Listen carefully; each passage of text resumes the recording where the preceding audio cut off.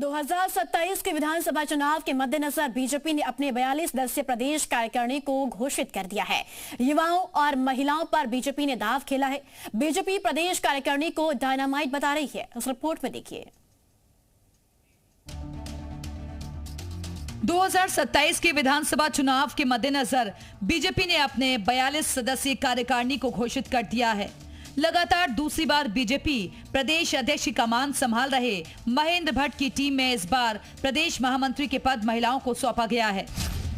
महामंत्री के पद पर दीप्ति रावत, कुंदन परिहार और तरुण बंसल को प्रदेश महामंत्री की कमान दी गई है।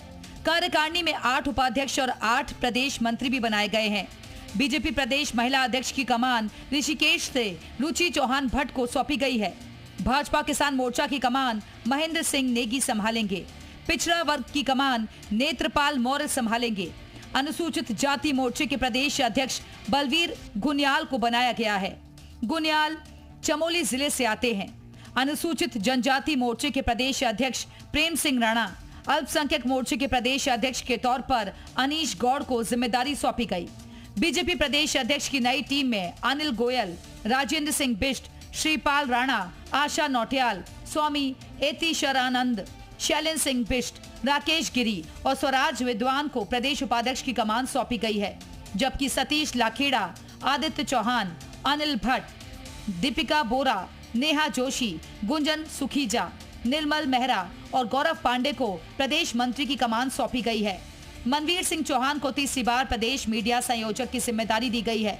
सोशल मीडिया संयोजक की जिम्मेदारी ऋषिकेश से हिमांशु संगठनी को दी गई है। फिलहाल 2027 के विधानसभा चुनाव के लिए बीजेपी ने अपनी कार्यकारिणी को घोषित कर दिया है।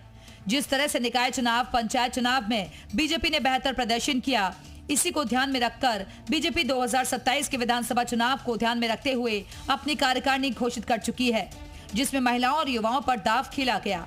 अभी प्रदेश प्रवक्ताओं की लिस्ट जारी होना बाकी है, लेकिन जिस तरह से बीजेपी ने नई कार्यकारिणी का गठन किया है, ऐसे में कुमाऊं और गढ़वाल दोनों मंडलों में बीजेपी ने बैलेंस बनाने का काम किया।